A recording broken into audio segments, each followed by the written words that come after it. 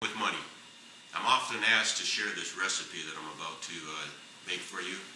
Stuffed jalapenos with pork sausage and cream cheese, topped off with a little paprika. Very simple to make, and I tell you, your guests will be ultimately impressed. So what we have here is I have a 2-pound package of hot breakfast sausage, all kinds of different types on the market. We're going to brown that, drain the grease, let it cool off just a little bit. We're going to mix that with the Velveeta cream. What is this? It's Philadelphia cream cheese. Sorry, Velveeta is going to be in our next episode. Philadelphia cream cheese. We're going to mix that up. We're going to make a batter. It's really not a batter. It's kind of a mixture. Kind of a mix between a batter and something. We're going to put that in those jalapenos. And you ask, how are you going to get it in the jalapeno? We're going to cut the tips off, the stems off, slice them hollow, core them out. Make yourself a little boat. And then we'll stuff that in. We'll bake it at 3 1/4 for 30 minutes, 20 to 30 minutes, and bon appetit. You know, I didn't really tell you the origin of this recipe, but I actually got it from Grandma. Up in Michigan, of all places, you'd come across an excellent recipe for stuffed jalapeno peppers. Grandma, thank you very much. All the people that are down here in Dallas that have eaten these, which are literally tens of thousands, if not hundreds of thousands of people now. We really do appreciate you coming up. Okay, so the first thing we're going to do is we're going to brown this sausage. I typically use a 1-pound sausage with one Philadelphia cream cheese, about 10 jalapenos. Cut them in half. You'll have about 20 bite-sized appetizers. Typically enough for a hungry family. So today what we're going to do is I'm going to make a double batch for the studio audience out there because I can see a lot of smiles. I add a little olive oil to everything I cook with. I just think it enhances the flavor. So actually you could probably put this recipe together and serve it probably quicker than I'm going to make this video for you. But I'm doing this for y'all. And when I'm long gone, you're going to wonder, how in the heck did he make those peppers? Boom, here it is. So I imagine by now you're asking, well, who is this guy? And why would he be on the net showing us how to make something so simple yet so delicious? And where did he get that jacket? I've been in the kitchen for about 50 years. Most of it just looking for something to eat.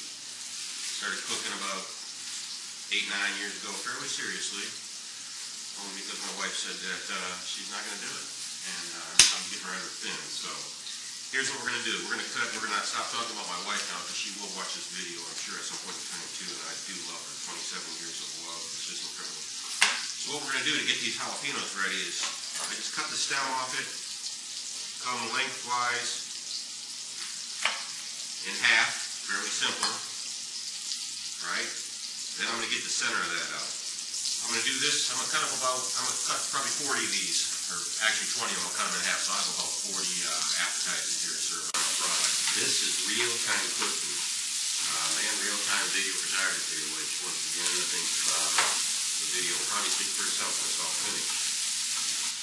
You know, I am actually looking for names of what we could call the show, so if you'd like to post some suggestions, something that would be family-oriented, we would really appreciate that, and then we'll get back with you. I'll have one of my assistants, which I don't have any, but I might have to get that to you directly. You know, my kids actually showed me how to use this video camera and how to actually load it up on YouTube. Kind of what my thoughts were was, instead of every time I get asked for this recipe of writing it down and getting an email on it, to show it live. Boom, click on it, next thing you know, you're in the kitchen. Once you go to the store, because you probably won't have all these ingredients in your refrigerator. Well, the meat's browned, jalapenos are cut, cleared, cored out, and now all we need to do is stuff them. So we're going to take a short break. We'll be back, and we'll show you how to finish this one out. Okay? So I got 2 pounds of sausage in there, so I'm going to put 2 of these, what are these, 8 ounce? Yeah, 8 ounce Philadelphia cream cheese. It's good. It is good. Fortunately, this program, Cooking with Money, is not sponsored by the FDA or any government agency, so I really don't have to be really concerned with things like hair nets, washing my hands. Trust me, I don't have that much hair that's going to fall into these, and I did wash my hands. So let's get this thing mixed up and show you what we can do with it. The sausage should be cooled off just a little bit. It doesn't have to be room temperature, but just cool it down just a little bit. It'll mix in well. It appears right now that this is folding up nicely, so I think we're just about ready to stuff these peppers for you. Okay, who wants to stuff a pepper?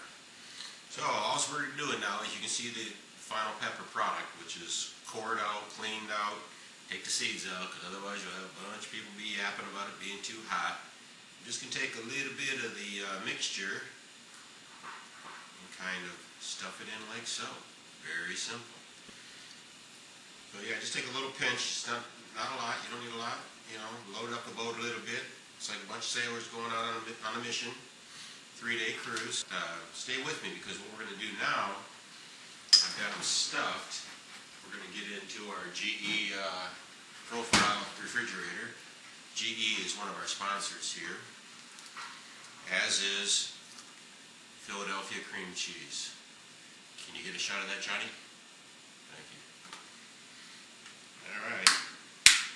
I tell you what, one thing I do know, I don't know if you can see what I'm doing, but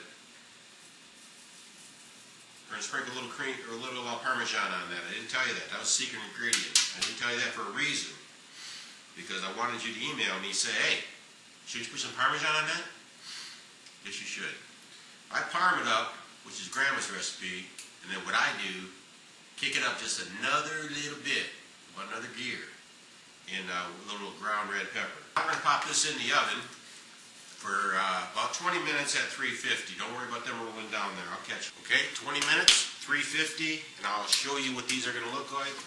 And in the meantime, we're going to prepare some of the world-famous pico de gallo that originated in Prosper, Texas. So stay tuned, and we'll be right back with you. Okay, 20 minutes at 350. Here's your final product. Don't they look delicious? So all we'll do is plate a couple of them for our guest. Let the party start. Join me next week when I'll give you a little hint on how to make world-famous pico de gallo. A dessert. Some people call it dessert. I really don't. I call it pico de gallo. So, thanks for tuning in, and I'm out.